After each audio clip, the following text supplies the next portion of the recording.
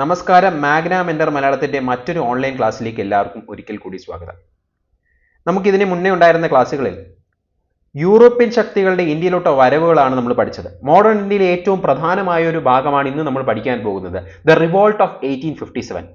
ആ വന്ന യൂറോപ്യൻ ശക്തികളിൽ ബ്രിട്ടീഷുകാർ എങ്ങനെയാണ് തങ്ങളുടെ സാമ്രാജ്യം കെട്ടിപ്പടുത്തതെന്നും പ്രബല ശക്തിയായി മാറിയതും പിൽക്കാലത്ത് അവർ എങ്ങനെയാണ് ഇന്ത്യയിലെ ചെറു നാട്ടുരാജ്യങ്ങൾ പിടിച്ചടക്കിയതെന്നുള്ള കഥകളാണ് നമ്മൾ നേരത്തെ പഠിച്ചത്. ഈ പറയുന്ന ബ്രിട്ടീഷുകാർക്കെതിരെ ഉണ്ടായ ആദ്യത്തെ സ്വാതന്ത്ര്യ സമരം എന്ന് പറയുന്നതാണ് ദ റിവോൾട്ട് ഓഫ് 1857. അപ്പം എല്ലാ പ്രാവശ്യവും ഞാൻ പറയാറുള്ള പോലെ തന്നെ നമ്മൾ ആ കാലയളവിൽ ഈ നടന്ന ഇന്ത്യയിലെ കഥകൾ എന്താണ്, ആ കാലയളവിലെ ഇന്ത്യയിലെ സിറ്റുവേഷൻ എന്താണെന്ന് ആദ്യം പഠിക്കണം. ആ കാര്യങ്ങളിൽ വ്യക്തതയുണ്ടെങ്കിൽ നമുക്ക് ഈ എക്സാമിൽ നമുക്ക് ഇതിൽ വരുന്ന ചോദ്യങ്ങൾ വളരെ കൃത്യമായി അറ്റൻഡ് ചെയ്യാൻ സാധിക്കും. ഓക്കെ, സോ ആദ്യം തന്നെ നമ്മൾ എപ്പോഴും ഞാൻ പറയുന്ന പോലെ തന്നെ വീണ്ടും എടുത്തു പറയുകയാണ്, ഇതിലെ പോയിന്റുകൾ ഇടയ്ക്ക് വരും കഥ പറയുന്നതിന്റെ ഇടയിൽ, അത് നിങ്ങൾ നോട്ട് ചെയ്യുക. ശേഷം മേജർ പോയിന്റുകൾ, എക്സാം പോയിന്റ്, പിൻ പോയിന്റഡ് ആയിട്ടുള്ള ക്വസ്റ്റ്യൻസുകൾ അറ്റൻഡ് ചെയ്യാൻ വേണ്ടുന്ന കാര്യങ്ങൾ നമ്മൾ അവസാനം പഠിക്കും. അത് നിങ്ങൾ നോട്ടായി എഴുതിയെടുക്കുക. നോട്ട് നമ്മൾ ഷെയർ ചെയ്യുന്നതാണ്. അതിന്റെ കൂടെ ഈ ക്ലാസ് കാണുന്നതിന്റെ കൂടെ തന്നെ നിങ്ങൾ നോട്ട് എഴുതി പോയി കഴിഞ്ഞാൽ നിങ്ങളുടെ ഓർമ്മയിൽ അത് നല്ലതുപോലെ പതിയും. ഓക്കെ, അപ്പോൾ എപ്പോഴും പറയാതെ ഉള്ളതുപോലെ നമ്മുടെ ചാനൽ സബ്സ്ക്രൈബ് ചെയ്യുക, ഷെയർ ചെയ്യുക. നിങ്ങളുടെ ഓരോ സബ്സ്ക്രിപ്ഷനും ഷെയറിങ്ങും ചെയ്യുമ്പോഴാണ് നമുക്ക് പ്രചോദനം കിട്ടുന്നത്. ശരി, നമ്മുടെ ക്ലാസ്സിലേക്ക് കടക്കുകയാണ്. ആദ്യം തന്നെ പറയാനുള്ളത്, എന്ത് കാരണം കൊണ്ടാണ് ഈ റിവോൾട്ട് ഉണ്ടായത് എന്നുള്ളതാണ്, അല്ലെങ്കിൽ ഒന്നാം സ്വാതന്ത്ര്യ സമരം ഉണ്ടാവാൻ കാരണമായ കാര്യം എന്താണെന്നുള്ളതാണ്. ബ്രിട്ടീഷുകാർ ഇന്ത്യയിലെ ഭരണം നടത്തിക്കൊണ്ടിരിക്കുകയാണ് അല്ലെ. ആ ഭരണത്തിന് നേതൃത്വം നൽകുന്നത് ആരാണ്? നമ്മുടെ ബ്രിട്ടീഷ് ഈസ്റ്റ് ഇന്ത്യ കമ്പനിയുടെ വഴിയാണ് ബ്രിട്ടീഷുകാർ ഇന്ത്യയിൽ ഭരണം നടത്തുന്നത്. ആ കമ്പനിയെ ഇന്ത്യയിൽ നേതൃത്വം നൽകുന്നത് ഒരു വ്യക്തിയാണ്. ആ വ്യക്തിയെ നമ്മൾ വിളിക്കുന്ന പേരാണ് ദ ഗവർണർ ജനറൽ. ആരാണ്? Governor general. അപ്പം ഗവർണർ ജനറൽ മുഖാന്തരമാണ് ഇന്ത്യയിൽ ഭരണം നടത്തിക്കൊണ്ടിരുന്നത്. അപ്പൊ നമ്മൾ 1857 റിവോൾട്ടിന് മുന്നേ നമ്മൾ ഇന്ത്യയിലെ ഭരണം നടത്തിക്കൊണ്ടിരുന്ന ഒരു ഗവർണർ ജനറലിന്റെ പേര് പഠിക്കണം. ആരാണ് ആ വ്യക്തിയുടെ പേരാണ് ലോർഡ് ഡൽഹൌസി. ഈ ലോർഡ് ഡൽഹൌസി തുടങ്ങി വെച്ച ചില പരിഷ്കാരങ്ങൾ കാരണമാണ് പിൽക്കാലത്ത് റിവോൾട്ട് ഒക്കെ ഉണ്ടാകുന്നത്. ഓക്കെ, ലോർഡ് ഡൽഹൌസി എന്ന് പറയുന്ന ബ്രിട്ടീഷ് ഗവർണർ ജനറൽ ഏത് വർഷം തൊട്ട് ഏത് വർഷം വരെ ഇന്ത്യ ഭരിച്ചിരുന്നു? നമുക്ക് എക്സാം പോയിന്റ് ഓഫ് വ്യൂവിൽ പഠിക്കാൻ പറ്റുന്ന ഒരു ചോദ്യമാണിത്. 1848 1848 തൊട്ട് 1856 വരെയാണ് ആര് ഭരിക്കുന്നത്? ഗവർണർ ജനറൽ ആയിട്ട് ഇന്ത്യയിൽ ലോർഡ് ഡൽഹൌസി ഭരിക്കുന്നത്. ഓക്കെ, അദ്ദേഹം തുടങ്ങി വെച്ച ഒരു നിയമമുണ്ട്, ദ ഡോക്ട്രിൻ ഓഫ് ലാപ്സ്. എന്താണ് നിയമത്തിന്റെ പേര്? The doctrine of lapse. എന്താണ് ഡോക്ട്രിൻ ഓഫ് ലാപ്സ്? ദത്തവകാശ നിരോധന നിയമം അഥവാ ഡോക്ട്രിൻ ഓഫ് ലാപ്സ്. അപ്പോൾ ഇന്ത്യയിലെ കുറെ നാട്ടുരാജ്യങ്ങൾ ഉണ്ടല്ലേ, ഈ നാട്ടുരാജ്യങ്ങളെ പിടിച്ചെടുക്കാനാണ് ബ്രിട്ടീഷുകാരുടെ ശ്രമം. അവർ കണ്ടെത്തിയ ഒരു കുറുക്കു വഴിയാണ് ദ ഡോക്ട്രിൻ ഓഫ് ലാപ്സ്. അതായത് ഇന്ത്യയിലെ നാട്ടുരാജ്യങ്ങളിൽ പല നാട്ടുരാജ്യങ്ങളും അവർക്ക് അനന്തരാവകാശികൾ ഉണ്ടല്ലേ. അങ്ങനെ ഏതെങ്കിലും ഒരു നാട്ടുരാജ്യത്തിന് അനന്തരാവകാശികൾ ഇല്ലാതാവുകയാണ്. അങ്ങനെ ഇല്ലാതാവുകയാണെങ്കിൽ ദത്തെടുക്കാനുള്ള ഒരു അനന്തരാവകാശിയെ ദത്തെടുക്കാനുള്ള അധികാരം ഇല്ലാണ്ടാവുന്നതാണ് എന്ത്? Doctrine of lapse. അഥവാ ദത്തെടുത്താൽ, അങ്ങനെ ദത്തെടുത്തു കഴിഞ്ഞാൽ ആ വ്യക്തിക്ക് ഭരണവും അതുപോലെ തന്നെ ആ നാട്ടുരാജ്യത്തിന്റെ നേതൃത്വവും നൽകാൻ പിൽക്കാലത്ത് സാധിക്കില്ല. ആ നാട്ടുരാജ്യത്തിന്റെ ഫുൾ അധികാരവും കൺട്രോളും നിയമവാഴ്ചയെല്ലാം ആര് ഹാൻഡിൽ ചെയ്യും? ബ്രിട്ടീഷുകാർ ഹാൻഡിൽ ചെയ്യും. ചുരുക്കി പറഞ്ഞു കഴിഞ്ഞാൽ ബ്രിട്ടീഷുകാരുടെ കയ്യിലോട്ട് ഈ രാജ്യം കൊടുക്കേണ്ടി വരും, അല്ലെങ്കിൽ നാട്ടുരാജ്യം കൊടുക്കേണ്ടി വരും. അങ്ങനെ ഒരു നിയമമാണ് ലോർഡ് ഡൽഹൌസി പാസാക്കിയത്. ആ നിയമത്തിന്റെ പേരാണ് the doctrine of lapse. Okay, ഈ ഡോക്ട്രിൻ ഓഫ് ലാപ്സ് കാരണം പിടിച്ചടക്കപ്പെട്ട ചെറിയ രാജ്യങ്ങളുണ്ട്. 1848 തന്നെ ഒരു സത്താര എന്ന് പറയുന്ന നാട്ടുരാജ്യം ബ്രിട്ടീഷുകാർ ഈ ഡോക്ട്രിൻ ഓഫ് ലാപ്സ് മുഖാന്തരം കൈക്കലാക്കി. ഏതാണ് ആ പ്രദേശം? സത്താര ഏത് വർഷം കൈക്കലാക്കി? 1848 കൈക്കലാക്കി. ഓക്കെ, തൊട്ടടുത്ത വർഷം 1849 രണ്ടാമത് രാജ്യവും ബ്രിട്ടീഷുകാർ കൈക്കലാക്കുന്നു. അതാണ് സംബൽപൂർ. ഓക്കെ, അപ്പൊ സംബൽപൂറിന് ശേഷം നമുക്ക് എല്ലാവർക്കും അറിയാവുന്ന ഒരു കഥയാണ് റാണി ലക്ഷ്മിഭായ് ഓഫ് ഝാൻസി. ഝാൻസിയിലെ രാജ്ഞിയായിരുന്ന റാണി ലക്ഷ്മിഭായിയുടെ ഝാൻസി കൈക്കലാക്കുന്നത് 1853 എങ്ങനെയാണ് കൈക്കലാക്കുന്നത്? റാണി ലക്ഷ്മിഭായിക്ക് ഝാൻസിയിലെ രാജാവായിരുന്ന ഗംഗാധർ റാവുവിന്റെ പത്നിയായിരുന്നു ആര്? റാണി ലക്ഷ്മിബായി. ഇവർക്ക് രണ്ടുപേർക്കും ഒരു മകൻ ഉണ്ടായിരുന്നു. ആ മകൻ യങ് ഏജിൽ തന്നെ മരിച്ചു. യങ് ഏജിൽ മരിച്ച മകന് പകരമായിട്ട് ഒരു അവകാശി അവർ ദത്തെടുത്തു. അത് ബ്രിട്ടീഷുകാർ അംഗീകരിച്ചില്ല. റാണി ലക്ഷ്മിബായിയെ എല്ലാവർക്കും അറിയാം. മണികർണിക എന്നൊക്കെ പേരിലാണ് ആ പുള്ളിക്കാരി അറിയപ്പെടുന്നത് അല്ലെ. സോ ഏത് വർഷമാണ് ബ്രിട്ടീഷുകാർ ഡോക്ട്രിൻ ഓഫ് ലാബ്സ് മുഖാന്തരം ഝാൻസി പിടിച്ചടക്കുന്നത്? 1853. എക്സാം പോയിന്റ് ഓഫ് വ്യൂവിൽ 3 ഇയറുകൾ പഠിക്കണം. ഏതൊക്കെയാണ് ഡോക്ടർ ഓഫ് ലാബ്സ് മുഖാന്തരം ബ്രിട്ടീഷുകാർ പിടിച്ചടക്കിയ 3 രാജ്യങ്ങൾ? സത്താര, സംബൽപൂർ, ഝാൻസി. ഏതൊക്കെ വർഷങ്ങളാണ്? Satara in 1848, Sambalpur in 1849 and Jhansi in 1858. 1858 എന്നാണ് പറഞ്ഞത്, 1853 ആണ് കേട്ടോ. ശരി, അപ്പം അതാണ്. ഇനി ഇതുപോലെ തന്നെ ഈ ബ്രിട്ടീഷുകാർ കാരണം ബ്രിട്ടീഷുകാരുടെ ഇതുപോലുള്ള നടപടികൾ വേറെയും പല നാട്ടുരാജ്യങ്ങളെ ബാധിച്ചു. ഓക്കെ, അതിന് വേറൊരു ഉത്തമ ഉദാഹരണമാണ് നമ്മുടെ അവധ് എന്ന് പറയുന്ന നാട്ടുരാജ്യം. അപ്പൊ അവിടെ ഭരിച്ചുകൊണ്ടിരുന്ന പേഷ്വാ ബാജിറാവു II എന്ന് പറയുന്ന രാജാവിന് മക്കളില്ലായിരുന്നു. അദ്ദേഹം വളർത്തുപുത്രനായി നാനാ സാഹിബ് എന്ന് പറയുന്ന വ്യക്തിയെ സ്വന്തം രാജ്യം കൊടുക്കാൻ തീരുമാനിച്ചു. കൊടുത്തു, പക്ഷെ ബ്രിട്ടീഷുകാർ അത് അംഗീകരിച്ചില്ല. അങ്ങനെ നാനാ സാഹിബ് ബ്രിട്ടീഷുകാരെ മുന്നിൽ കേണപേക്ഷിക്കുന്ന കൊണ്ട് തന്റെ രാജ്യം, എന്റെ വളർത്തച്ഛൻ തന്ന രാജ്യത്തിന്റെ അധികാരം കിട്ടാനും അദ്ദേഹത്തിന് നൽകുന്ന പെൻഷൻ കിട്ടാനും ഒക്കെ വേണ്ടി Nana Sahib the adopted son of Peshwa Bajirao II ബ്രിട്ടീഷുകാർക്ക് മുന്നിൽ അപേക്ഷിക്കുന്ന കൊണ്ട്. ഓക്കെ, പക്ഷെ അതൊന്നും ബ്രിട്ടീഷുകാർ കേൾവി കൊടുക്കുന്നില്ല. ഓക്കെ, ശരി.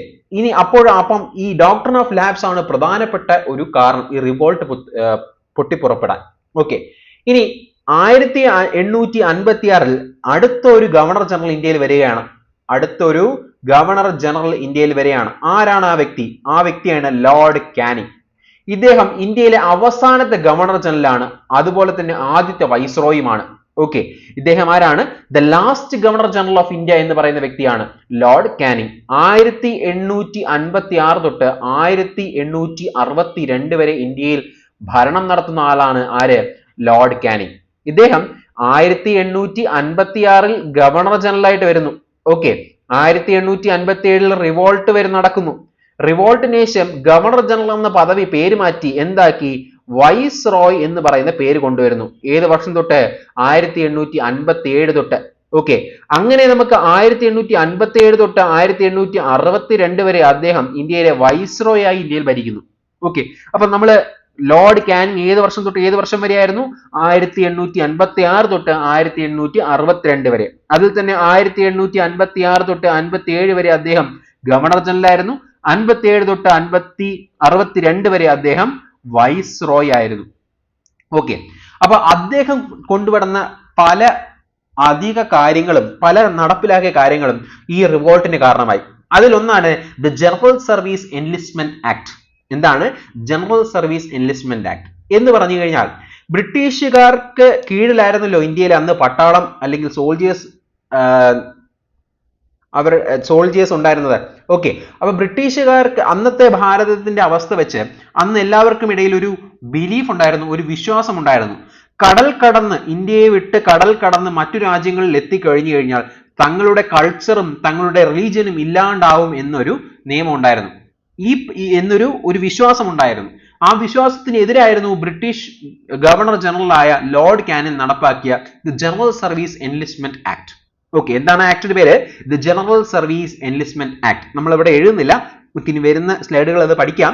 അപ്പം ആ ഒരു നിയമപ്രകാരം ഇന്ത്യയിൽ പട്ടാളക്കാര് ബ്രിട്ടീഷുകാർക്ക് വേണ്ടി പുറം രാജ്യങ്ങൾ കടൽ കടന്ന് പുറം രാജ്യങ്ങളിൽ പോയി ഫൈറ്റ് ചെയ്യണം, യുദ്ധങ്ങൾ ഫൈറ്റ് ചെയ്യണം എന്നൊരു നിയമമാണ് എന്താണ്? The general service enlistment act. Okay, അപ്പം അത് തങ്ങളുടെ മതവും വിശ്വാസവും കൾച്ചറൽ വിശ്വാസത്തിന് എതിരായിരുന്നു. അങ്ങനെ സോൾജിയേഴ്സിന്റെ ഇടയിൽ ഒരു വിമുഖത വന്നു തുടങ്ങി. ഓക്കെ, ഈ ലോർഡ് കാനിങ് നടപ്പിലാക്കിയ മറ്റൊരു കാര്യമാണ് എന്ത്? ഫാമേഴ്സിനും കൾട്ടിവേഴ്സിനും മുകളിൽ അധികമായ ടാക്സ് ചുമത്തുക. ഓക്കെ, അധികമായ ടാക്സ് ചുമത്തുക. അതുപോലെ തന്നെ റോ മെറ്റീരിയൽ വളരെ കുറഞ്ഞ വിലയിൽ ഇന്ത്യയിൽ നിന്ന് കടത്തിക്കൊണ്ടുപോയി ഇന്ത്യയിൽ നിന്ന് ബ്രിട്ടീഷ് രാജ്യത്ത് കൊണ്ടുപോയി അവിടെ നിന്ന് ഫിനിഷ്ഡ് ഗുഡ്സ് ഇന്ത്യയിൽ എത്തിക്കുക. അങ്ങനെ ഒരുപാട് ക്രൂരമായ പ്രവർത്തികൾ, ടാക്സ് എന്താ പറയാ ടാക്സ് ചെലുത്തിക്കൊണ്ട് ആളുകളിൽ ഒരുപാട് തരത്തിലുള്ള ഫിനാൻഷ്യൽ ബുദ്ധിമുട്ടുകൾ ഉണ്ടാക്കിക്കൊണ്ടിരുന്നു. ഓക്കെ, അതാണ് ലോർഡ് കാനിങ്ങിന്റെ മറ്റൊരു നടപ്പിലാക്കിയ മറ്റൊരു റിഫോം എന്ന് പറയുന്നത്. ഓക്കെ, ഇനി മറ്റൊരു റിഫോം എന്ന് പറയുന്നത് widow remarriage, Hindu widow remarriage act. എന്താണ് Hindu widow remarriage act? Okay, അതായത് അക്കാലയളവിൽ ഹിന്ദുസിന്റെ ഇടയിൽ ഒരു നടപ്പിലാക്കിയ ഒരു അവരിൽ ഉണ്ടായിരുന്ന ഒരു കീഴ്വഴക്കം എന്ന് പറയുന്നത് ഭർത്താവ് മരിച്ചു കഴിഞ്ഞാൽ ഭാര്യയെ ഒന്നെങ്കിൽ സതി മൂലം ആ ഭർത്താവിന്റെ ചിതയിലോട്ട് എടുത്തു ചാടി കൊല്ലുക, മരിക്കുക, അല്ലെങ്കിൽ റീമാരേജ് ചെയ്യാതെ തന്നെ ജീവിതകാലം മൊത്തം തുടരുക. അങ്ങനെ കുറെ കീഴ്വഴക്കങ്ങൾ ഉണ്ടായിരുന്നു. അപ്പം ഹിന്ദു വിഡോസിനെ റീമാരി ചെയ്യാനുള്ള ആക്ട് കൊണ്ടുവന്നതും ഈ ലോർഡ് കാനിങ് ആണ്. ഓക്കെ, ലോർഡ് കാനിങ് ആണ്. അതും ഈ പറയുന്ന റിവോൾട്ടിന് കാരണമായി. ഇനി മറ്റൊരു ഇമ്മീഡിയറ്റ് കോസ് എന്ന് പറയുന്നത് ഈ ബ്രിട്ടീഷുകാര് ഇന്ത്യയിൽ കൊണ്ടുവന്ന എൻഫീൽഡ് റൈഫിൾസ് ആണ്. എന്താണ് എൻഫീൽഡ് റൈഫിൾസ്? ഈ റൈഫിളിന് ഒരു പ്രത്യേകതയുണ്ട്. എന്താണെന്ന് ചോദിച്ചു കഴിഞ്ഞാൽ ഈ റൈഫിളിന്റെ കാട്രിഡ്ജ് ഒരു തരത്തിലുള്ള ഗ്രീസ് കൊണ്ടാണ് നിർമ്മിച്ചിരിക്കുന്നത്. അപ്പൊ ഈ ഗ്രീസ് എന്തുകൊണ്ടാണ് നിർമ്മിച്ചിരിക്കുന്നത് വെച്ചാൽ ഒരു ഫാറ്റ്, അതായത് പശുവിന്റെയും അതുപോലെ പന്നിയുടെയും കൊഴുപ്പടങ്ങിയ ഗ്രീസ് കൊണ്ടാണ് ഈ എൻഫീൽഡ് റൈഫിൾസിന്റെ കാട്രിഡ്ജുകൾ നിർമ്മിച്ചിരുന്നത്. അപ്പൊ നിങ്ങൾ ആലോചിക്കും, എന്ത് കാട്രിഡ്ജിൽ നിർമ്മിച്ചുകൊള്ളൂ, എന്തുകൊണ്ടാണ് ആൾക്കാർ അത് എങ്ങനെയാണ് ആ റിവോൾട്ടിന് കാരണമായതെന്ന്. ഈ കാട്രിഡ്ജിന് പ്രത്യേകത ഉണ്ട്. ഈ കാട്രിഡ്ജ് കടിച്ച് പൊട്ടിച്ചതിന് ശേഷം മാത്രമേ ഈ തോക്കിൽ ലോഡ് ചെയ്യാൻ പറ്റുകയുണ്ടായിരുന്നുള്ളൂ. അങ്ങനെ വരുന്ന സമയത്ത് ഈ പശുവിന്റെയും പന്നിയുടെയും കൊഴുപ്പ് ഉപയോഗിക്കുന്ന സോൾജേഴ്സ് കഴിക്കുന്നു, അല്ലെങ്കിൽ അവരുടെ ഉള്ളിലോട്ട് ഇത് പോകുന്നു. അത് അവരുടെ ബ്രിട്ടീഷുകാരുടെ അല്ലെങ്കിൽ ഇന്ത്യയിൽ ഉണ്ടായിരുന്ന ജനങ്ങളുടെ, മുസ്ലിമും ഹിന്ദുവും വിഭാഗത്തിൽപ്പെടുന്ന ആളുകളുടെ ബിലീഫിന് എതിരായിരുന്നു. ഓക്കെ, അപ്പം എൻഫീൽഡ് റൈഫിൾസിൽ ഉണ്ടായിരുന്ന ഗ്രീസ് ചെയ്ത കാട്രിഡ്ജുകൾ അത് ഗ്രീസ് ചെയ്തിരുന്നു. ആ ഗ്രീസ് എന്തുകൊണ്ടാണ് ഉണ്ടാക്കിയിരുന്നെന്ന് ആണ് ആളുകൾ വിശ്വസിച്ചിരുന്നത്? പന്നിയുടെയും പശുവിന്റെയും കൊഴുപ്പുകൊണ്ടാണ്. ഓക്കെ, അതിനെ തുടർന്നാണ് ഈ റിവോൾട്ട് പൊട്ടിപ്പുറപ്പെടാൻ കാരണമായത്. അപ്പൊ അന്ന് ഇന്ത്യയിലെ ഇൻഫൻട്രി റെജിമെന്റുകൾ ഉണ്ടായിരുന്നു. ഈ ഇൻഫൻട്രി റെജിമെന്റുകളിൽ എല്ലാം ഈ പറയുന്ന ബ്രിട്ടീഷിന്റെ എൻഫീൽഡ് റൈഫിൾസ് ആണ് ഉപയോഗിച്ചുകൊണ്ടിരുന്നത്. ഈ എൻഫീൽഡ് റൈഫിൾസുകളിൽ എല്ലാം കാട്രിഡ്ജുകൾ ഇതുപോലെ ഉണ്ടാക്കിയിരുന്നത് പന്നിയുടെയും പശുവിന്റെയും കൊഴുപ്പ് കൊണ്ടാണ് ഉണ്ടാക്കിയിരുന്നത്. അങ്ങനെ ആളുകൾ, ഈ സോൾജിയേഴ്സ് ഇത് ഉപയോഗിക്കാൻ വിസമ്മതിച്ചു. അതും ഈ റിവോൾട്ടിന് കാരണമായി. ഓക്കെ, ശരി. അപ്പൊ ഈ പറയുന്ന റിവോൾട്ടിന് കാരണമായി ഇൻഫൻട്രികൾ ഏറ്റവും ഒരു പ്രധാനപ്പെട്ട വ്യക്തി ഉണ്ടായിരുന്നു. ആ പ്രധാനപ്പെട്ട വ്യക്തിയാണ് മംഗൾ പാണ്ഡെ. ആരാണ്? മംഗൾ പാണ്ഡെ. നമുക്ക് എല്ലാവർക്കും അദ്ദേഹത്തിന്റെ പേരറിയാം, നമ്മൾ പലരും സിനിമകൾ കണ്ടിട്ടുള്ളതാണ്. ഓക്കെ, മംഗൾ പാണ്ഡെ. മംഗൾ പാണ്ഡെയാണ് ബ്രിട്ടീഷുകാർ കൊണ്ടുവന്ന ഈ എൻഫീൽഡ് റൈഫിൾ ഉപയോഗിക്കാൻ ആദ്യം വിസമ്മതം കാണിച്ചതും ബ്രിട്ടീഷുകാർക്കെതിരെ ഫയർ ചെയ്തതും. ഓക്കെ, അപ്പൊ പുള്ളിയുടെ ആ മംഗൾ പാണ്ഡെ എന്ന് പറയുന്ന സോൾജിയറിന്റെ കഥയും നമ്മൾ ഇതിൽ പറഞ്ഞു പോകുന്നുണ്ട്. ഓക്കെ, ശരി. നമുക്കിനി നമ്മുടെ കോഴ്സ് ഓഫ് ഇവന്റ്സിലോട്ട് കടക്കാം. ഈ പറയുന്ന ഈ ബ്രിട്ടീഷുകാർക്കെതിരെ ഈ ബ്രിട്ടീഷുകാർ കൊണ്ടുവന്ന ഈ കാട്രിഡ്ജിനെതിരെയൊക്കെ മംഗൾ പാണ്ഡെ സംസാരിച്ചതിനെ തുടർന്ന് പല സ്ഥലങ്ങളും പല ഇൻഫൻട്രികളും ചെറിയ റെജിമെന്റുകളിലും എല്ലാം ചെറിയ അസ്വസ്ഥതകൾ പൊട്ടിപ്പുറപ്പെടാൻ തുടങ്ങി. ഓക്കെ, പിന്നെ കുറച്ച് കഴിഞ്ഞപ്പോഴാണ് മീറത്തിൽ ഇതൊരു മ്യൂട്ടിനി അല്ലെങ്കിൽ ഒരു റിവോൾട്ടായി, വലിയൊരു ഒരു റിവോൾട്ടായി ഇത് മാറുന്നത്. ഓക്കെ, നമുക്ക് ശരിക്കും പറഞ്ഞാൽ 1857 റിവോൾട്ട് പൊട്ടിപ്പുറപ്പെട്ടത് എവിടെയെന്ന് പറയാം? മീററ്റിൽ എന്ന് പറയാം. മെയിൽ മീററ്റിൽ എന്ന് ഓർത്തു വെക്കാം. ഏത് മാസമാണ്? മെയിൽ മീററ്റിൽ. മീററ്റ്. ഓക്കെ, മീററ്റിൽ മെയിലാണ് ഈ പറയുന്ന റിവോൾട്ട് പൊട്ടിപ്പുറപ്പെടുന്നത്. ഓക്കെ, ഈ റിവോൾട്ട് പൊട്ടിപ്പുറപ്പെടുന്നത് സോൾജിയേഴ്സിന്റെ ഇടയിലാണ്. സോൾജിയേഴ്സിൽ ആദ്യമായി റിവോൾട്ടിന് കാരണം നേതൃത്വം വഹിച്ചു എന്ന് നമുക്ക് പറയാമെങ്കിലും ശരിക്കും നേതൃത്വമല്ല, ഈ ബ്രിട്ടീഷുകാർക്കെതിരെ ശബ്ദിച്ച വ്യക്തിയാണ് ആര്? മംഗൾ പാണ്ഡെ. അദ്ദേഹത്തിന്റെ സ്ലോഗനാണ് മാറോ ഫിറങ്കി കോ. അദ്ദേഹത്തിന്റെ സ്ലോഗനാണ് എന്ത്? മാറോ ഫിറങ്കി കോ. ഓക്കെ, ശരി. മീററ്റിൽ പൊട്ടിപ്പുറപ്പെട്ട ഈ റിവോൾട്ട് സോൾജിയേഴ്സ് ആണ് ആദ്യം മുന്നോട്ട് കൊണ്ടുപോകുന്നത്. അവർ മാർച്ച് ചെയ്ത് ഡൽഹിയിൽ എത്തുന്നു. ആ കാലയളവിൽ ഇന്ത്യ ഭരിച്ചുകൊണ്ടിരുന്ന മുഗൾ ചക്രവർത്തിയായിരുന്ന ബഹദൂർ ഷാ, 82 വയസ്സുള്ള ബഹദൂർ ഷായെ അവർ വീണ്ടും രാജാവായി എംപററായി പ്രഖ്യാപിക്കുന്നു. ഓക്കെ, ആരായിട്ട് പ്രഖ്യാപിക്കുന്നു? എംപററായി പ്രഖ്യാപിക്കുന്നു. ആരാണ് ആ വ്യക്തി? ബഹദൂർ ഷാ. ബഹദൂർ ഷാ 82 വയസ്സായി. ബ്രിട്ടീഷുകാരുടെ ആധിപത്യത്തെ ഒന്നും ചോദ്യം ചെയ്യാൻ അദ്ദേഹം ആളല്ലായിരുന്നു. ബ്രിട്ടീഷുകാർക്ക് കീഴ്പ്പെട്ട് ജീവിച്ചിരുന്ന ഒരു മുഗൾ രാജാവായിരുന്നു ആര്? ബഹദൂർ ഷാ. ബഹദൂർ ഷായെ രാജാവായി പ്രഖ്യാപിക്കുന്നു. ആര്? ഈ സോൾജേഴ്സ്, മീററ്റിൽ നിന്ന് മാർച്ച് ചെയ്ത് വരുന്ന ഡൽഹിയിലെത്തുന്ന സോൾജേഴ്സ്. പിൽക്കാലത്ത് കുറച്ച് ദിവസങ്ങൾ കഴിയുന്നതോടും ബ്രിട്ടീഷ് ഈ പറയുന്ന സോൾജേഴ്സിനെല്ലാം അടിച്ചമർത്തുകയൊക്കെ ചെയ്യുന്നുണ്ട്. നമ്മൾ പിന്നെ പല സ്ഥലങ്ങളിൽ ഈ റിവോൾട്ടിന് നേതൃത്വം നൽകുന്ന ആളുകളുമൊക്കെ ഉണ്ട്. നമ്മൾ ആ ഒരു ഭാഗം രണ്ടാമത്തെ പാർട്ടിലായിരിക്കും പഠിക്കുന്നത്. ഓക്കെ, അപ്പൊ നമ്മൾ ഇതുവരെ പറഞ്ഞു വന്ന കഥകൾ എന്തൊക്കെയാണ്?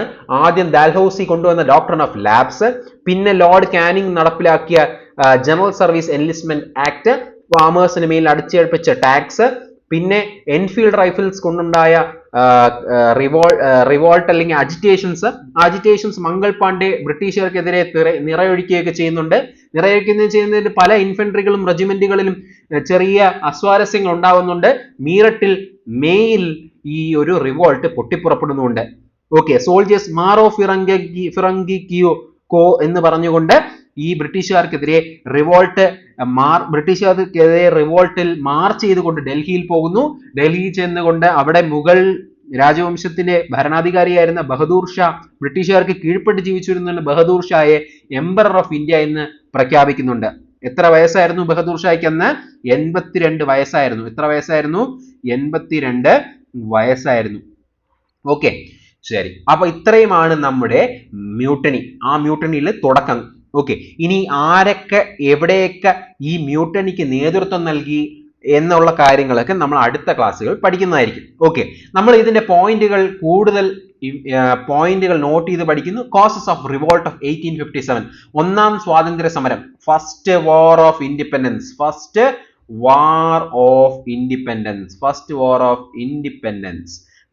ഇൻഡിപെൻഡൻസ് ആണ് എന്ത്?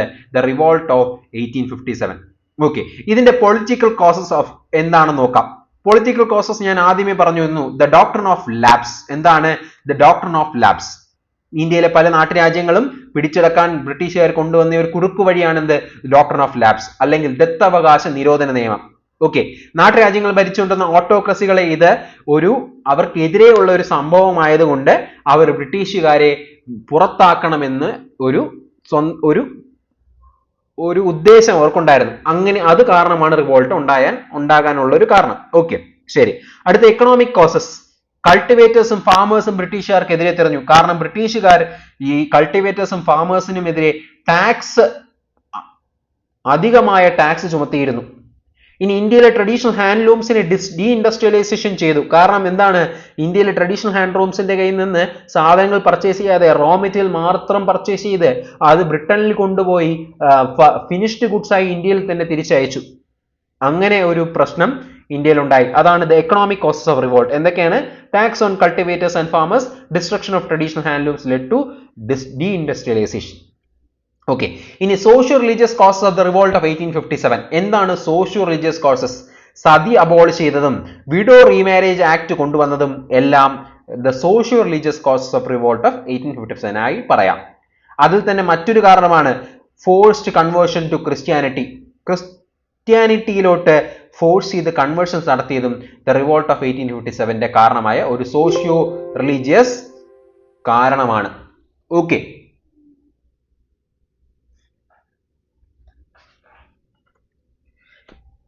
നെക്സ്റ്റ് അടുത്ത് നമ്മൾ പോകുന്നത് immediate causes of the revolt of 1857 ആണ്. ഇമ്മീഡിയറ്റ് കോസസ് എന്ന് നമ്മൾ എന്താണ് പഠിച്ചത്? എൻഫീൽഡ് റൈഫിളുകളുടെ ഉപയോഗം. ആ എൻഫീൽഡ് റൈഫിൾസിന്റെ കാട്രിഡ്ജസിൽ ഗ്രീസ് ഉണ്ടായിരുന്നു. ആ ഗ്രീസ് ഉണ്ടാക്കിയിരുന്നത് പശുവിന്റെയും പന്നിയുടെയും കൊഴുപ്പ് ഉപയോഗിച്ചുകൊണ്ടായിരുന്നു. അത് ഉപയോഗിക്കാൻ ഇന്ത്യക്കാരായ സോൾജേഴ്സ് വിസമ്മതിച്ചു. ഓക്കെ, അതാണ് the immediate causes of the revolt of 1857. Okay, ഇനി റിവോൾട്ട് ഓഫ് 1857ലെ കോഴ്സ് ഓഫ് ഇവന്റ്സിൽ നമ്മൾ പഠിക്കേണ്ടത് ഈ പറയുന്ന എൻഫീൽഡ് റൈഫിൾസ് ഉപയോഗിക്കാൻ വിസമ്മതിച്ചതിനെ തുടർന്ന് അജിറ്റേഷൻ സ്റ്റാർട്ട് ചെയ്തു. അത് ഏത് ബംഗാൾ ഇൻഫൻട്രി റെജിമെന്റിലാണ് എന്ന് പഠിക്കണം. ആദ്യമായിട്ട് ഈ പറയുന്ന എൻഫീൽഡ് റൈഫിൾ ഉപയോഗിക്കാൻ വിസമ്മതിച്ചത് ഫെബ്രുവരിയിലാണ്, February 1857. February 1857 19th native Bengal infantry regime, 19th native Bengal infantry regime, ഇവിടെയാണ് ഈ പറയുന്ന അജിറ്റേഷൻ ആദ്യമായി സ്റ്റാർട്ട് ചെയ്യുന്നത്. ഏത് റെജിമെന്റിലാണ്? The 19th native Bengal infantry regime. ഏത് മാസമാണ്? 1857 ഫെബ്രുവരി മാസമാണ്. ഓക്കെ, ഇനി ഈ പറയുന്ന റിവോൾട്ടിന് കാരണമായ ആദ്യം അറ്റാക്ക് ബ്രിട്ടീഷുകാർക്കെതിരെ നടത്തുന്ന വ്യക്തിയാണ് ആര്? മംഗൾ പാണ്ഡെ. മാർച്ച് 29, 1857 മംഗൾ പാണ്ഡെ 2 ബ്രിട്ടീഷ് ഓഫീസേഴ്സിനെ അറ്റാക്ക് ചെയ്തു, കില്ല് ചെയ്തു, കൊന്നു കളഞ്ഞു. ഏതൊക്കെയാണ് 2 ബ്രിട്ടീഷ് ഓഫീസേഴ്സ്? ഹ്യൂക്സൺ ആൻഡ് ബോ. ഹ്യൂക്സൺ ആൻഡ് ബോ 2 ബ്രിട്ടീഷ് ഓഫീസേഴ്സിനെ ആര്? മംഗൾ പാണ്ഡെ അറ്റാക്ക് ചെയ്തു. ഏതാ മാസം, ഏതാ ദിവസം? മാർച്ച് 29, 1857. Okay, March 29, 1857. ഈ മംഗൾ പാണ്ഡെയുടെ റെജിമെന്റ് വളരെ ഇമ്പോർട്ടന്റ് ആണ്, അത് പഠിക്കേണ്ടതാണ്. Okay, they are the 34th infantry 34th infantry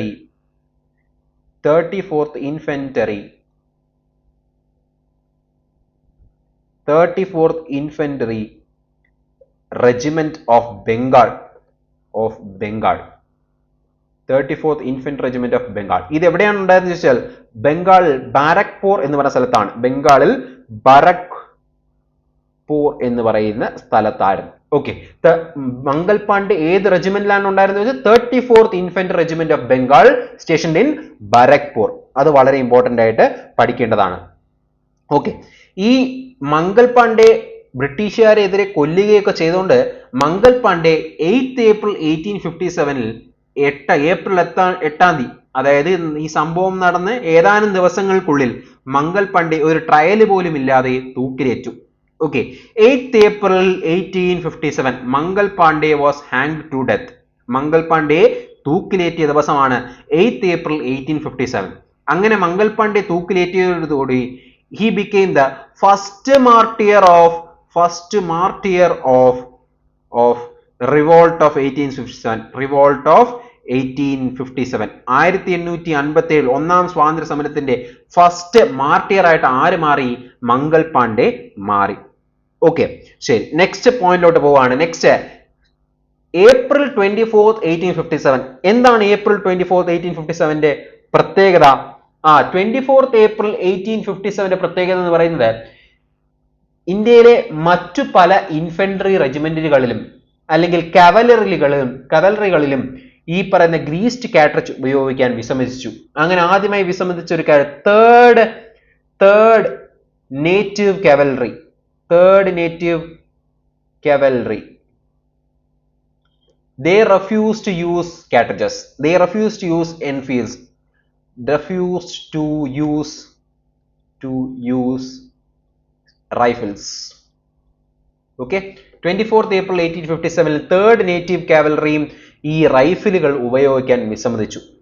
അങ്ങനെ ഇരിക്കുമ്പോഴാണ് മറ്റൊരു പ്രധാനപ്പെട്ട കാര്യം സംഭവിക്കുന്നത്. ഇന്ത്യയിലെ ബ്രിട്ടീഷുകാരുടെ ഒരു റെജിമെന്റിൽ എല്ലാ ബ്രിട്ടീഷ് അംഗങ്ങളെയും ഇന്ത്യൻ സോൾജേഴ്സ് വധിച്ചു. അങ്ങനെ വധിക്കാൻ all white men in a regiment were killed by other Indian soldiers in that regiment. അത് ഏത് റെജിമെന്റ് ആണ് എന്നൊരു ചോദ്യം വരാം. ആ റെജിമെന്റിന്റെ പേരാണ് 41st Infantry Regiment. 41st Infantry Regiment. അങ്ങനെ 41st Infantry Regiment എല്ലാ ബ്രിട്ടീഷ് സോൾജേഴ്സിനെയും ഇന്ത്യൻ പട്ടാളം വധിച്ചു. ഓക്കെ, ശരി, അത് കഴിഞ്ഞിരിക്കുമ്പോഴാണ് ഈ റിവോൾട്ട് അജിറ്റേഷൻസ് അല്ലെങ്കിൽ ചെറിയ ചെറിയ അസ്വാരസ്യങ്ങൾ ഉണ്ടായി തുടങ്ങിയ അതൊരു വലിയൊരു റിവോൾട്ടായി മാറുന്നത് ഏത് വർഷമാണ്? അതേ വർഷം തന്നെ മെയ്യിലാണ്. ദ റിവോൾട്ട് സ്റ്റാർട്ടഡ് ഇൻ മീററ്റിൽ മെയ്യിൽ ഇതൊരു റിവോൾട്ടായി മാറി. ഞാൻ നേരത്തെ കഥ പറഞ്ഞപ്പോഴും പറഞ്ഞു എന്താണ്, എവിടെയാണ് റിവോൾട്ടായി നടന്നത്? മീററ്റിലാണ് ഇത് റിവോൾട്ടായി മാറിയത്. ഏത് മാസമാണ്? മെയ് 10th May 1857 ഇതൊരു റിവോൾട്ടായി മാറുന്നത്. ഏത് വർഷമാണ്? ഏത് മാസമാണ്? 10th മെയ് മാസമാണ്. മെയ് മാസം 10th തീയതി the revolt started in Meerut. 10th May 1857. Okay, so നമ്മുടെ റിവോൾട്ട് തുടങ്ങി. ഇനി ഈ റിവോൾട്ട് തുടങ്ങിയ സമയത്ത് എന്താ സംഭവിച്ചത്? ഈ ബ്രിട്ടീഷുകാർക്കെതിരെ ഇന്ത്യൻ പട്ടാളം, ഇന്ത്യയിൽ ഉണ്ടായിരുന്ന ഇന്ത്യൻ വംശജായ പട്ടാളക്കാർ ബ്രിട്ടീഷുകാർക്കെതിരെ തിരിയുകയും അവര് പല സ്ഥലങ്ങളിലും ജയിലുകളും മറ്റും തുറന്നു വിടുകയും ആളുകളിലെ അജിറ്റേഷൻസ് കൂട്ടിയെടുക്കുകയും അവർ മാർച്ച് ചെയ്ത് ഡൽഹിയിൽ പോവുകയും ബഹദൂർ ഷാ സഫർ എന്ന് പറയുന്ന മുഗൾ രാജാവിനെ ഇന്ത്യയിലെ എംപറായി വാഴിക്കുകയും അല്ലെങ്കിൽ പ്രഖ്യാപിക്കുകയും ചെയ്യുന്നു. ഇതാണ് റിവോൾട്ട് തുടങ്ങി. പിൽക്കാലത്ത് ഇന്ത്യയിലെ പല സ്ഥലങ്ങളിൽ റിവോൾട്ട് നടക്കുന്നുണ്ട്. ആ റിവോൾട്ടിന് നേതൃത്വം നൽകുന്ന ആളുകളുമുണ്ട്. അത് നമ്മൾ വരുന്ന ക്ലാസ്സുകളിൽ പഠിക്കുന്നു. ഓക്കെ, ശരി. നമ്മൾ ഇത്രയും നേരം പഠിച്ച കാര്യങ്ങളൊന്ന് റീകോൾ ചെയ്യേണ്ടതാണ്. ഇതാണ് ഈ റിവോൾട്ട് ഓഫ് 1857ന്റെ ഫസ്റ്റ് പ്രധാനപ്പെട്ട കാര്യങ്ങൾ. The causes of revolt of 1857. Political causes എന്താണ്? പൊളിറ്റിക്കൽ കോസസ് എന്ന് പറയുന്നത് ലോർഡ് ഡൽഹൌസി നടപ്പിലാക്കിയ ഡോക്ട്രിൻ ഓഫ് ലാപ്സ് ആണ്. ഓക്കെ, 1848, 1849, 1853 3 സ്ഥലങ്ങൾ പിടിച്ചടക്കുന്നു. 1853 പിടിച്ചടക്കുന്ന ഏതാണ്? ഝാൻസിയാണ് പിടിച്ചടക്കുന്നത്. ഓക്കെ, ഡോക്ട്രിൻ ഓഫ് ലാപ്സ് മുഖാന്തരം. ഇനി economic causes of the revolt of 1857. Indian കർഷകർക്ക് മേൽ അമിതമായ ടാക്സ് നടപ്പിലാക്കുന്നതും റോ മെറ്റീരിയൽസ് വളരെ വിലക്കുറവിൽ ഇന്ത്യയിൽ നിന്ന് കൊണ്ടുപോയി അത് ഫിനിഷ്ഡ് ഗുഡ്സ് ആക്കി അധികം വിലയിൽ ഇന്ത്യയിൽ എത്തിക്കുന്നതും ഇതൊക്കെ ഇന്ത്യയിലെ ഇൻഡസ്ട്രിയലൈസേഷന്റെ എഫക്റ്റ് ചെയ്യുകയും ചെയ്തു. ഓക്കെ, ഇനി socio religious causes. Sati abolish ചെയ്യുന്നതും വിഡോസ് ആയിരിക്കുന്ന ഹിന്ദു വുമനെ റീമാരേജ് ചെയ്യാനുള്ള ആക്ട് കൊണ്ടുവരുന്നതും ഫോഴ്സ്ഡ് ആയിട്ടുള്ള ക്രിസ്ത്യാനിറ്റിയിലുള്ള കൺവേർഷൻ നടത്തുന്നതും എല്ലാം എന്തായി മാറി? സോഷ്യോ റിലീജിയസ് കോസസ് ആയി മാറി. മിലിറ്ററി കോസസ് എന്തൊക്കെയാണ്? ഇന്ത്യൻ സോൾജേഴ്സും യൂറോപ്യൻ സോൾജേഴ്സും തമ്മിലുള്ള വിവേചനങ്ങളും ജനറൽ സർവീസ് എൻലിസ്റ്റ്മെന്റ് ആക്ടും. ജനറൽ സർവീസ് എൻലിസ്റ്റ്മെന്റ് ആക്ട് എന്താണെന്ന് ഞാൻ പറഞ്ഞു. അക്കാലയളവിൽ ഭാരതത്തിന്റെ ആളുകൾക്കിടയിൽ ഒരു കാഴ്ചപ്പാടുകൾ ഉണ്ടായിരുന്നു. കടൽ കടന്ന് ഇന്ത്യയിൽ പോയി കഴിഞ്ഞാൽ തങ്ങളുടെ റിലീജിയനും തങ്ങളുടെ കൾച്ചറും ഇല്ലാണ്ടാവും. അതിനെതിരെ കൊണ്ടുവന്ന അതിനൊരു എതിർപ്പായി കൊണ്ടുവന്ന ഒരു ഇതാണ്, അതിന് എതിര് നിന്ന ഒരു ആക്ട് ആണ് എന്ത്? The general service enlistment act. General service enlistment act പ്രകാരം ഇന്ത്യൻ സോൾജേഴ്സ് ബ്രിട്ടീഷുകാർക്ക് വേണ്ടി കടൽ കടന്ന് മറ്റു രാജ്യങ്ങളിൽ പോയി ഫൈറ്റ് ചെയ്യേണ്ടി വരും. ഓക്കെ, അത് ഇന്ത്യയിലെ സോൾജേഴ്സിന് എതിരായിരുന്നു. അടുത്തത് immediate causes of war. Immediate causes of the revolt of 1857 എന്താണ്? Enfield rifles. ആ എൻഫീൽഡ് റൈഫിൾസ് ഉണ്ടായിരുന്ന കാട്രിഡ്ജുകൾ പന്നിയുടെയും പശുവിന്റെയും കൊഴുപ്പ് കൊണ്ടുണ്ടാക്കിയിരുന്നു. അത് കാട്രിഡ്ജുകൾ കൊണ്ട് കടിച്ച് പൊട്ടിച്ച് വേണം അതിൽ തോക്കിനകത്തോട്ട് ലോഡ് ചെയ്യാൻ. അത് ഇന്ത്യയിലെ ഇന്ത്യൻസിലെ ഹിന്ദുക്കളായും മുസ്ലിമുകളായിരുന്ന പട്ടാളക്കാരുടെ വിശ്വാസങ്ങൾക്കെതിരായിരുന്നു. അതാണ് ഇമ്മീഡിയറ്റ് കോഴ്സസ് ഓഫ് വാർ. ഇനി നമ്മൾ കോഴ്സ് ഓഫ് ഇവന്റ് പഠിച്ചു. എന്താണ്? First agitation. ഈ 1857ലെ റിവോൾട്ടിന് കാരണമായ അജിറ്റേഷൻ ഫസ്റ്റ് നടന്നത് എവിടെയാണ്? 19th Bengal infantry regiment. 19th Bengal infantry regiment ഏത് മാസമാണ്? ഫെബ്രുവരി മാസമാണ്. ഓക്കെ, ബ്രിട്ടീഷുകാർക്ക് 2 ബ്രിട്ടീഷ് ഓഫീസേഴ്സിനെതിരെ ആദ്യമായിട്ട് ഇന്ത്യയിലെ ഒരു പട്ടാളക്കാരൻ തോക്കെടുത്തു നിറയൊഴിച്ചു. ആരാണത്? മംഗൾ പാണ്ഡെ ആണത്. Mangal Pandey. He belong to which infantry regiment? 34th infantry regiment of Bengal. അത് എവിടെയാണ് സ്റ്റേഷൻ ചെയ്തിരിക്കുന്നത്? ഭരത്പൂരിലാണ് സ്റ്റേഷൻ ചെയ്തിരിക്കുന്നത്. ഹ്യൂഗ്സൺ ആൻഡ് ബോഗ് എന്ന് പറയുന്ന 2 പേരെയാണ് ഈ മംഗൾ പാണ്ഡെ നിറയൊഴിച്ചത്. ഓക്കെ, മംഗൾ പാണ്ഡെ തൂക്കിലേറ്റുന്നു 8th April 1857. ഏത് ദിവസമാണ്? 8th April 1857 തൂക്കിലേറ്റുന്നത്. And he became the first martyr of the revolt of 1857. ആരാണ് the first martyr of the revolt of 1857? ആരാണ്? മംഗൾ പാണ്ഡെ ആണ്. ഓക്കെ, ശരി. അടുത്തത് 24th April 1857 എന്ത് നടന്നു? 3rd നേറ്റീവ് കാവലറി ഈ എൻഫീൽഡ് റൈഫിൾസ് ഉപയോഗിക്കാൻ വിസമ്മതിച്ചുകൊണ്ട് അജിറ്റേഷൻസ് കുറച്ചുകൂടെ വ്യാപിക്കുന്നു. ഓക്കെ, അതിനെ തുടർന്ന് ഒരു പ്രധാനപ്പെട്ട ഒരു ഇവന്റ് നടക്കുന്നു. 41st ഇൻഫൻട്രി റെജിമെന്റിലാണ് നടക്കുന്നത്. എന്താണ്? 41th ഇൻഫൻട്രി റെജിമെന്റാണ് നടക്കുന്നത്. എല്ലാ ബ്രിട്ടീഷുകാരായ സോൾജേഴ്സിനെയും ഇന്ത്യൻ പട്ടാളക്കാർ വധിക്കുന്നു. 41st ഇൻഫൻട്രി റെജിമെന്റ് റിവോൾട്ടായി, ഇത് അജിറ്റേഷൻസിനെ റിവോൾട്ടായി പൊട്ടിപ്പുറപ്പെടുന്നത് എവിടെ വെച്ചാണ്? മെയ് മാസത്തിൽ മീററ്റിൽ വെച്ചാണ്. എവിടെയാണ്? മെയ് മാസത്തിൽ മീററ്റ്. മീററ്റ് ഏത് ദിവസമാണ്? 10th മേയിലാണ്. 10th മേയിലാണ്. ഓക്കെ, 10th മേയിലാണ് ഇത് റിവോൾട്ടായി പൊട്ടിപ്പുറപ്പെടുന്നത്. അങ്ങനെ നമ്മുടെ റീകോൾ, നമ്മുടെ ഇതുവരെ പഠിച്ചുള്ള കാര്യങ്ങളുടെ സമ്മറൈസേഷനും നമ്മളിവിടെ കഴിഞ്ഞു. ഇനി ഇതിൽ നിങ്ങൾക്ക് കമന്റ് ചെയ്യാൻ വേണ്ടി ഒരു ക്വസ്റ്റ്യൻ തരാം. ഈ 1857 റിവോൾട്ട്, ഇതിനൊരു സീക്രട്ട് സിമ്പൽ ഉണ്ടായിരുന്നു. Secret symbol. ആ സിമ്പൽ എന്തായിരുന്നു എന്ന് കമന്റ് ബോക്സിൽ കമന്റ് ചെയ്യുക. ഇതിന്റെ ഉത്തരം നമ്മളെ അടുത്ത ക്ലാസ്സിൽ ഞാൻ പറയുന്നതാണ്. ഓക്കെ, ശരി. അപ്പം ഇത്രയുമാണ് നമ്മുടെ റിവോൾട്ട് ഓഫ് 1857ലെ ഫസ്റ്റ് പ്രധാനപ്പെട്ട ഭാഗങ്ങൾ. ഇത് പഠിക്കുക. ഇത് പഠിച്ചതിന് ശേഷം അടുത്ത വീഡിയോയിൽ നമ്മൾ അടുത്ത ഭാഗം ഇതിൻ്റെ കൂടെ ചേർന്ന് നിൽക്കുന്ന മറ്റു പോയിന്റുകളും ക്ലിയർ ചെയ്യുന്നതാണ്. Okay, thank you.